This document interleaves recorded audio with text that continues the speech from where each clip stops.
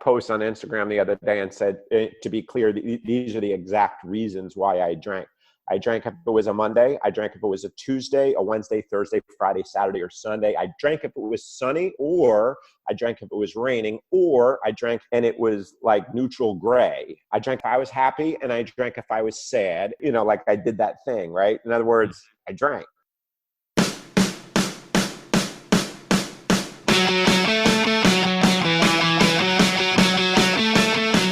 Welcome to Self-Made and Sober. I'm your host, Andrew Loosid with selfmade-coaching.com. And in this podcast, it's my job to interview people who are not only crushing it in business, but have also struggled with addiction in the past and are in long-term recovery. Be sure to join our Facebook group where we help entrepreneurs grow and scale their business at facebook.com/groups/SMC Mastermind, like Self-Made Coaching Mastermind. I hope you enjoy the show, and be sure to subscribe and rate the show afterwards so you can get notified each Friday when we put out a new episode. Welcome to the Self-Made and Sober podcast. I'm your host, Andrew Loosid, and with me today is MJ Gottlieb. And MJ, he is the epitome of the guests that I was looking for on the show, because he is the exact person. He has long-term recovery, serial entrepreneur. He's released books. He's doing the deal. It's such a pleasure to have you on the show. Thank you so much, MJ. Thanks for having me. Yeah. So you've been in and out since the 90s. Current sobriety date was March 21st, 2012. 32112. Yeah. Ah, that's the coolest. Yeah. Yeah. I need to redo mine. Well, I guess that's 3-2. No, I'm trying. Well, the interesting thing 3-2-3-1-3 is like, it's like something's going down and about to crash, right? And then it suddenly pulls up. So I didn't realize it. I didn't plan it that way. That's some year 4 stuff when you come to that recognition. Exactly. You're like, oh my God. Yeah. I just heard the other day someone saying, is it odd or is it God? And I was like, that's a heard that one. Good way of looking at it. It's funny. You hear these one-liners where it's like, man, maybe somebody said it before. It just had to take a couple times to click. But anyway, so you've been in and out since the 90s. And so it took you about 12 years before it started to stick. Is that correct? Correct. Yeah. So what led up to before that? What was your motivation for getting sober, and why does it look different now? Why is it sticking this time? I mean, so I would build great things in my life, and then ultimately they'd crash and burn from alcohol and other substances, right? And so my friends, my entire life had been telling me. I even had one of my closest friends on the planet say, "Listen, we can't be friends anymore because you have to." You have a major problem. And, and I would be like, so you're saying I should, slow down a little bit? It's like we're in denial, right? So what happened was I'd be in and out of different of the 12-step fellowship, 12-step groups. And I just refused to take suggestions, and I would just,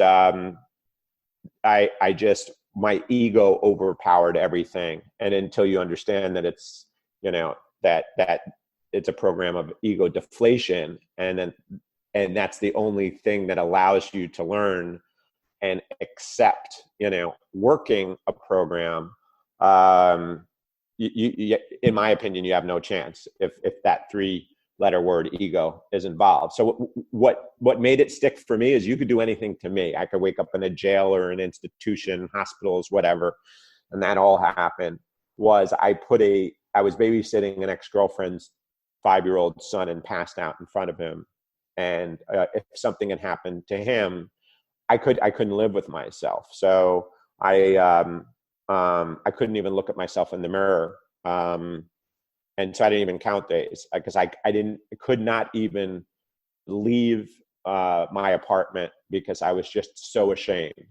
And what gets you there, right? And so with me, it was putting a young child in jeopardy, because this was on the heels of me babysitting my four nephews, who at that time, one was in a crib, one was 2, one was 5, and one was 7, something like that. And then I passed out, and they were all trying to, I heard later they were trying to lift me up, and they couldn't. And it was just a horrible situation. So the reason why I came in was because I put a child in jeopardy. So it actually wasn't even the ego part of it, because you personally looking out for number one, you could handle all of the outside things that were happening to you. But when you kind of took a step back and put yourself in, their parents' shoes, it's a whole different game. And recently, I guess it's now 9 months since my wife and I had our firstborn. And now I can empathize with the parents of, if I came home and saw the babysitter passed out, like how I would feel. But I know you rewind 8 years ago, and if that were happening, it would be stop freaking out. Nothing bad happened. Right. But what is actually going on there? It's a symptom of something much deeper. So we fast forward over the terribleness. And so is that the time when you get sober and it sticks because of other Correct. people, or was that so? Yeah, because I didn't care about myself, right? But putting somebody else, you always say, hey, I'm not hurting anybody myself. When you actually see that you could potentially have severely, 5-year-old kid, right? They wake up, need something, choke, whatever, and I wouldn't have been there. So I didn't care what happened to me.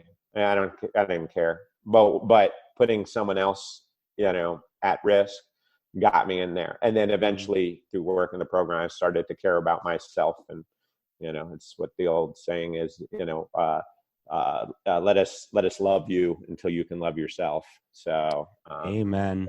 Yeah. So your journey in entrepreneurship, that was pre-recovery. Is that correct? Yeah. I mean, and now, so it's all the way since 1991 when I started my first business at 21 years old. Not bad. So what did your first business at 21 years old look like?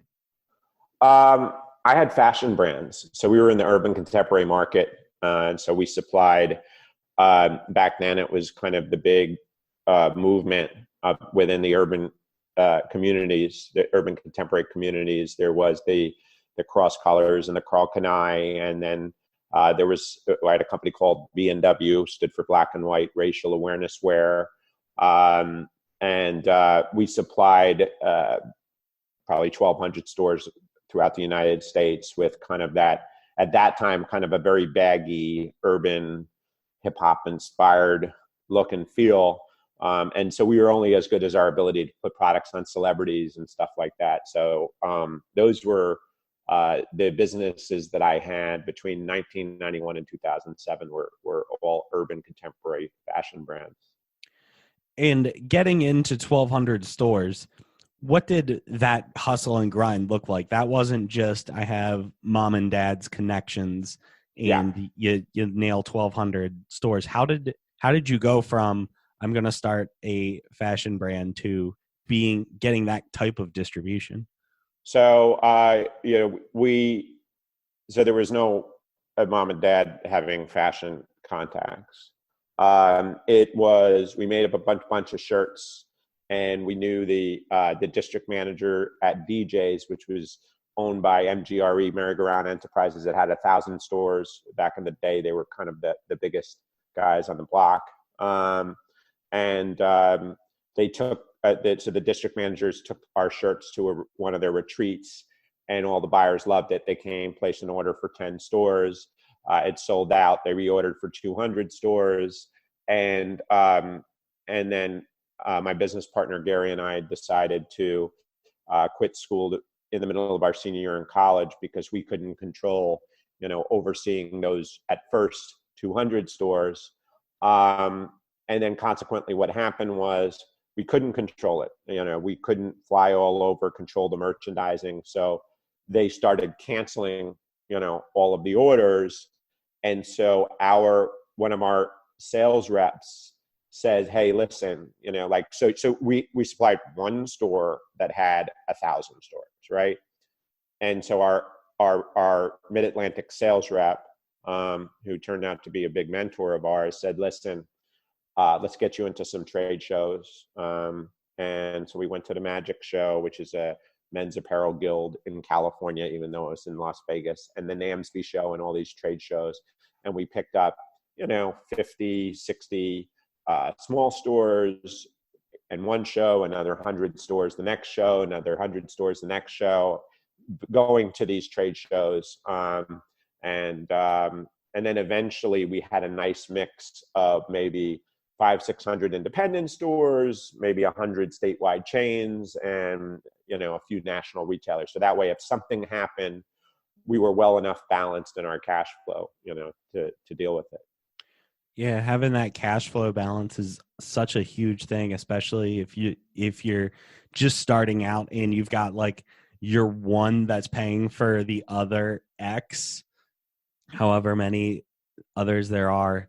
If you and I guess there's the two schools of thought. It's like, well, you get the golden goose and then you do everything you can to protect it, but eventually something can happen. And if your whole business is dependent on just the one partnership, distribution channel, whatever it is, working out, then you really don't have any options. It's essentially like you have a job working for somebody else, except for now you're responsible for all the other aspects that come with owning a company. Whereas when you just have a job working for one person who is the person who can fire you, you at least don't have to worry about the marketing, the distribution, the follow-up, the customer service, the accounting, the bookkeeping, finance, the endless list of things that a entrepreneur has to go through on a day-to-day basis.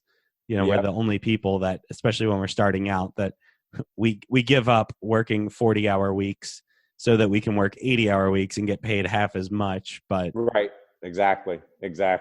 Yeah. And they say never go on a suicide mission. So it's like, that's what we did. And, I have friends of mine that have had very large companies, and 90% of their revenue comes in from, one chain.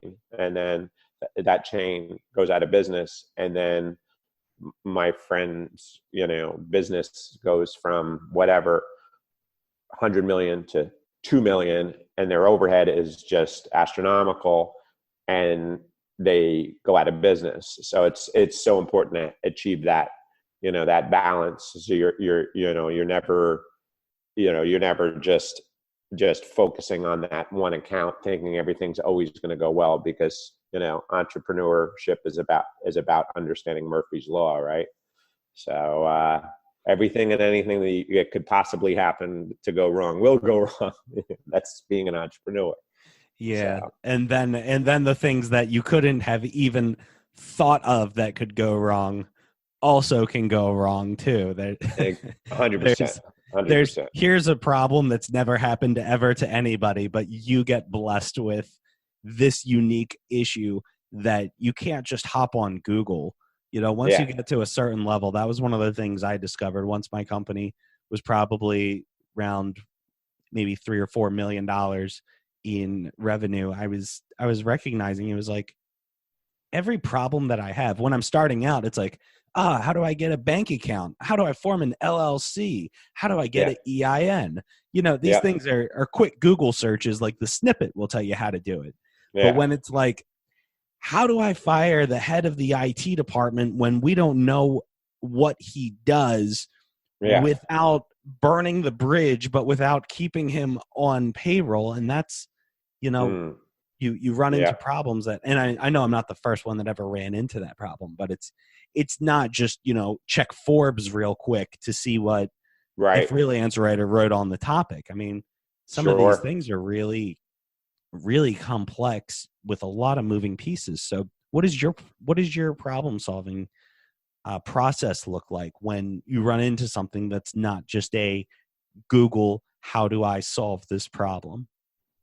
I mean, so being a technology company, our CTO obviously is um, a critical person in our company, and so we had to do an exorbitant amount of due diligence to get the right CTO on the team to make sure that the technology is being built correctly. And then I was just on a call up until 2 minutes before you, speaking to our user acquisition firm for a delay in the technology. So it's like, I guess you have to expect that things are going to go wrong. And then it's about how you pivot, right?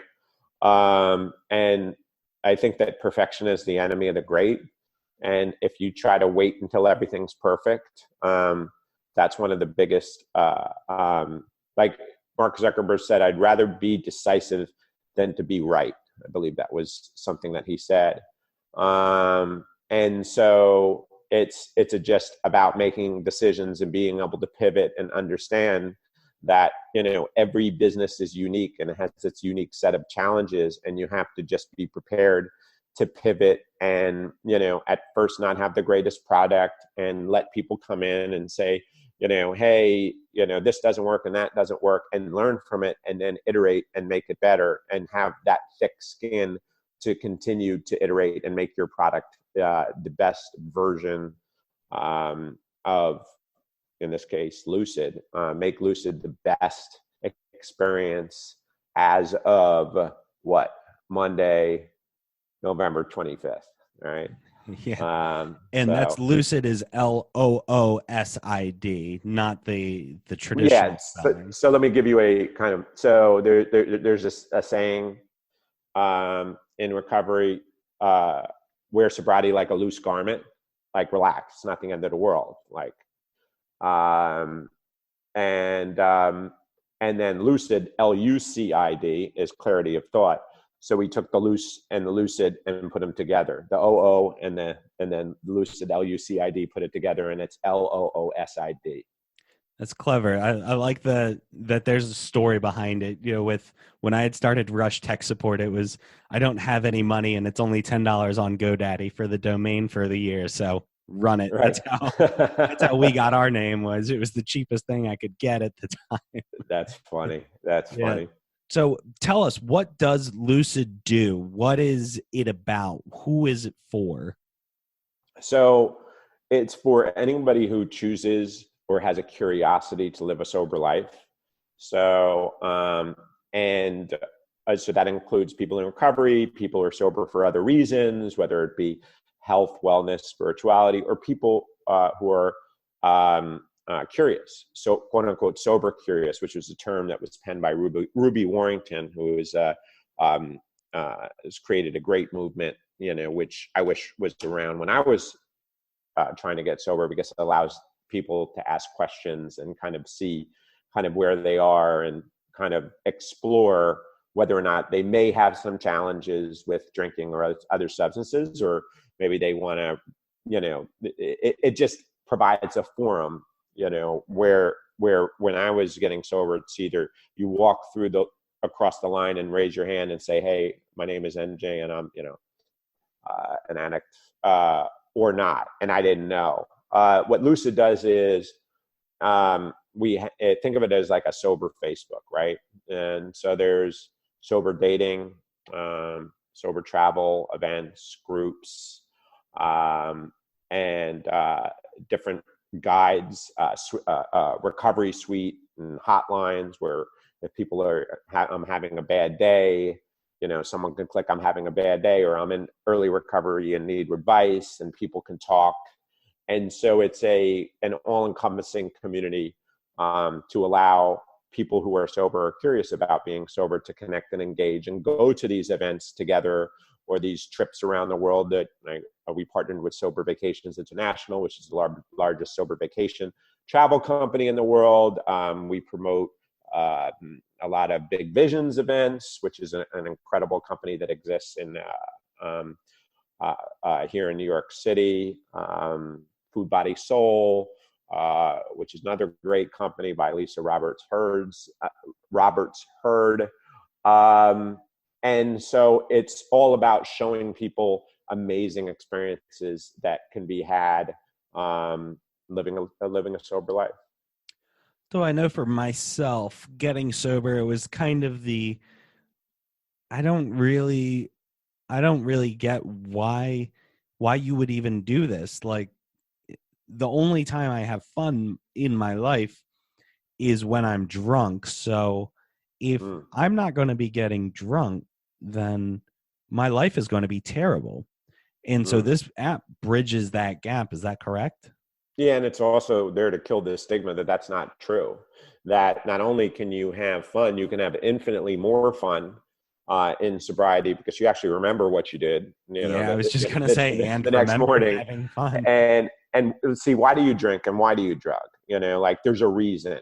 There's a reason why after a long day you're like, I wanted to grab a drink. Like, what happens if we use tools outside of that, like meditation, or we exercise, and wonderful things happen. You get healthier, you get more productive, and so there's a reason, in my opinion, why, whether you're in recovery or not, why you drink or why you use substances. You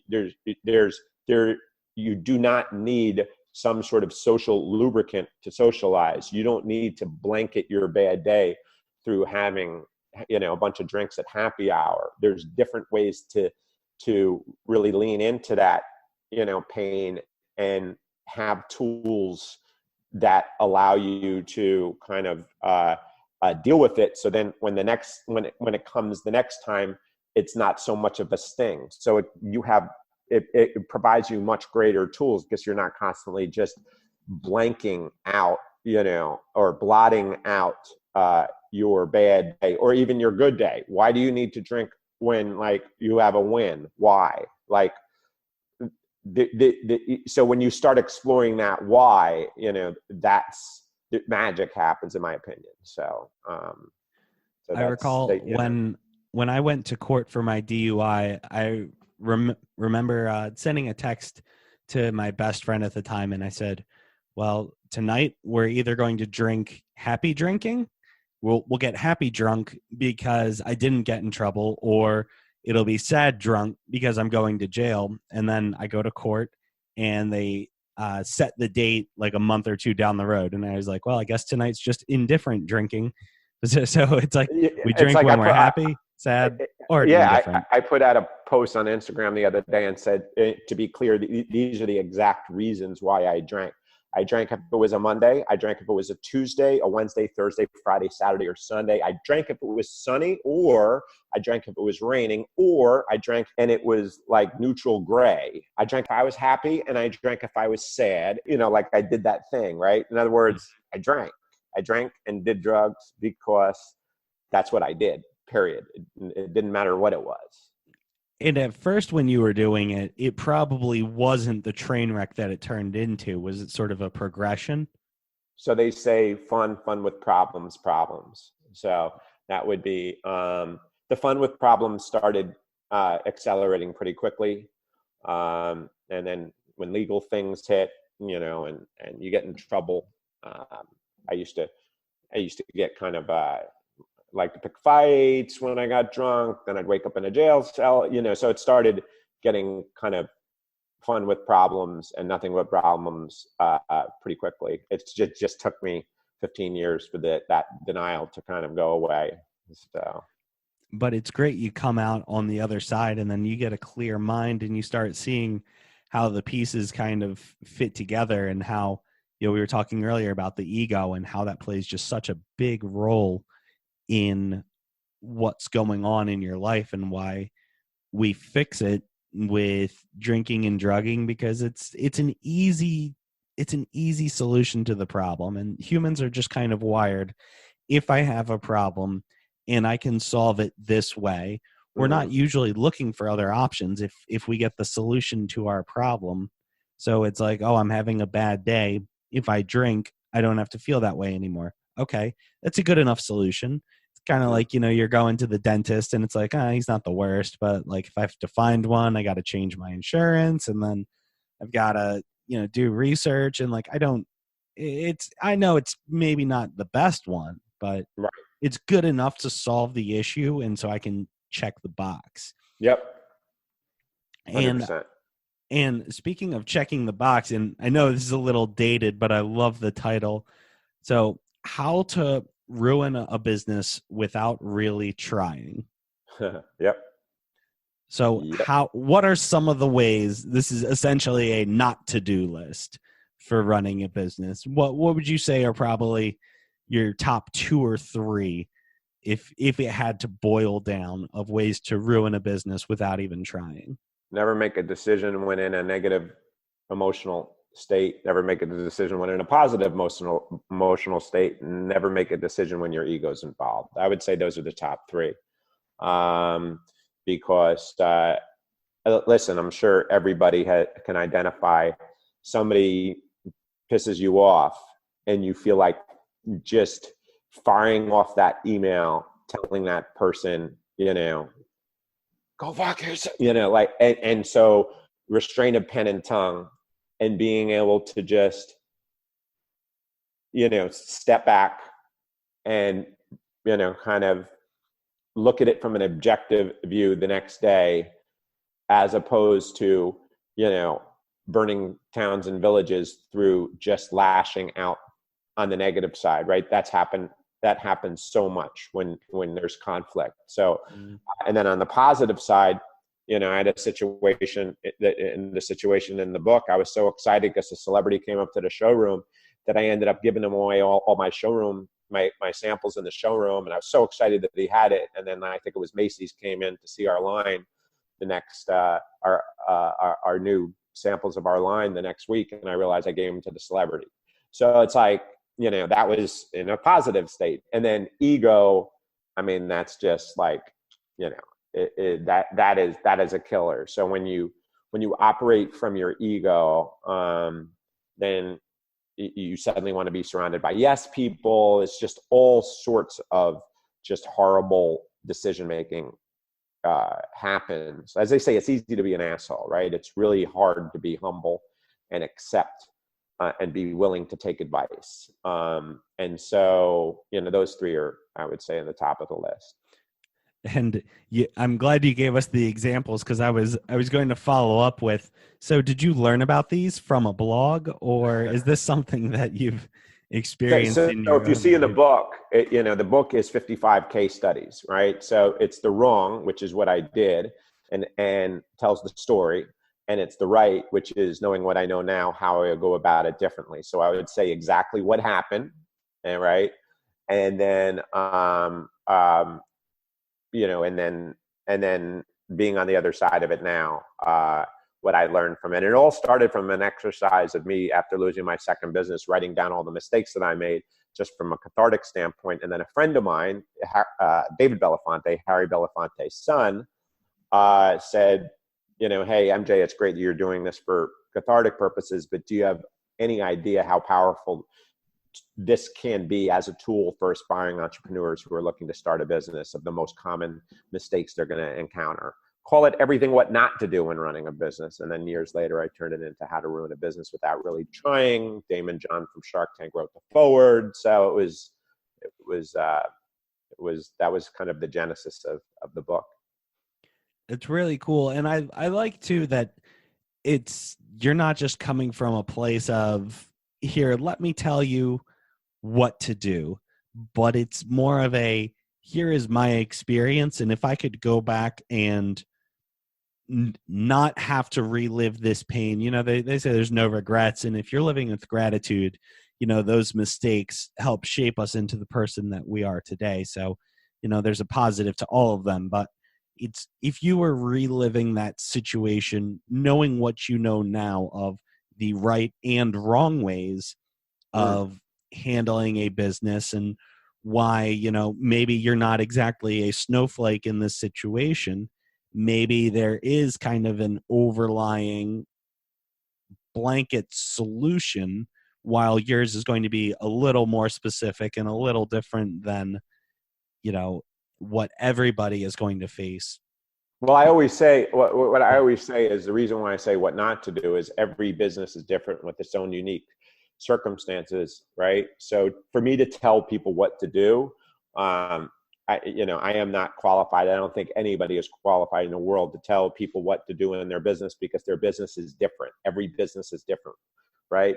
But if I can give you, say, the major stumbling blocks, the major hurdles, the major challenges that you are going to encounter, and kind of give you a path of how to best handle them, based on my experience, what I believe the best way to handle them, then you'll be set up in a much better way, and while still giving you the freedom to allow your own personal experiences.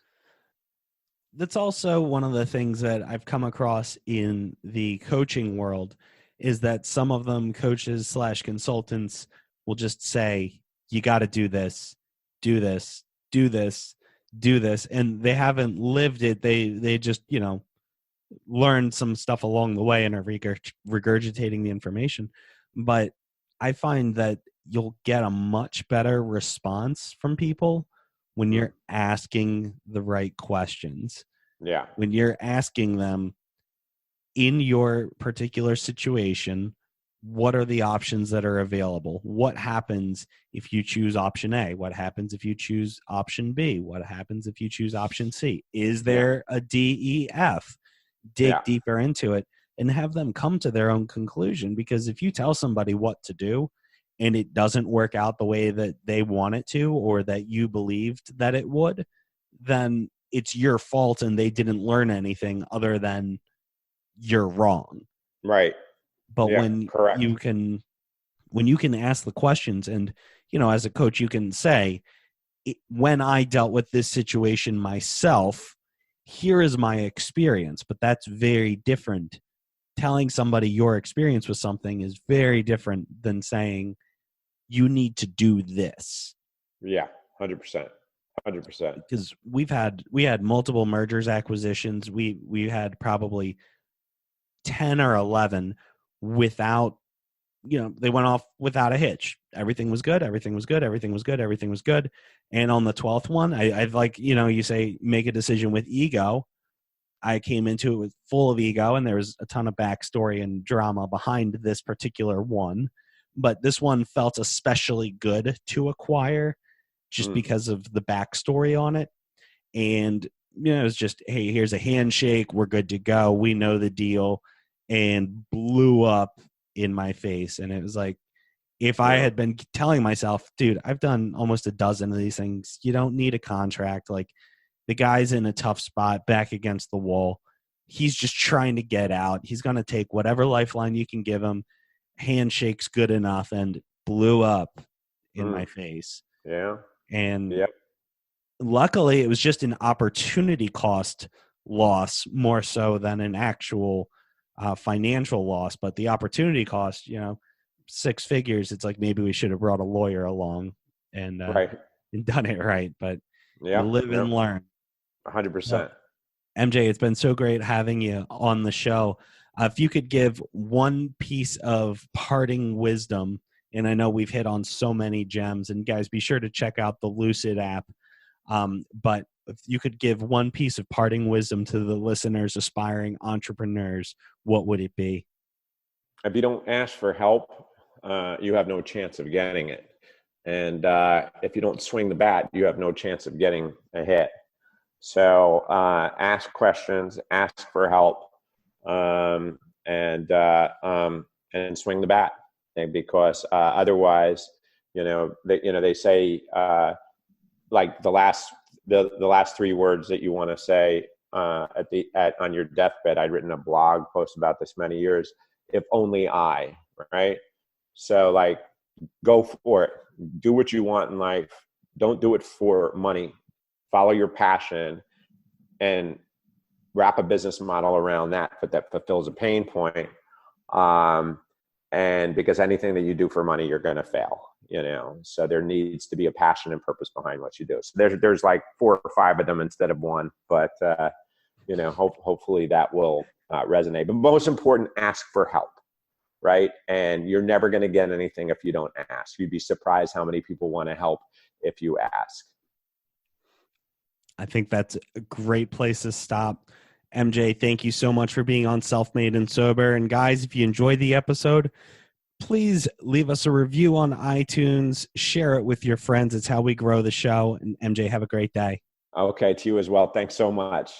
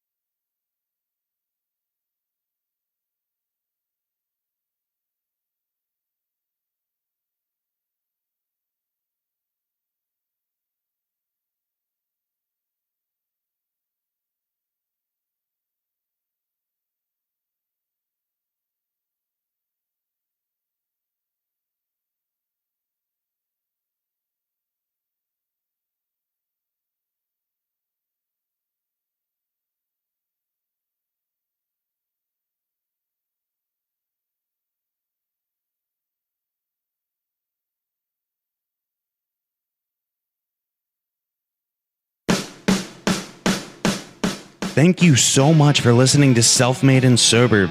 Be sure to join our Facebook group at facebook.com/groups/SMC Mastermind, like Self-Made Coaching Mastermind. I hope you enjoyed the show, and be sure to subscribe and rate the show so you can get notified each Friday when we put out a new episode.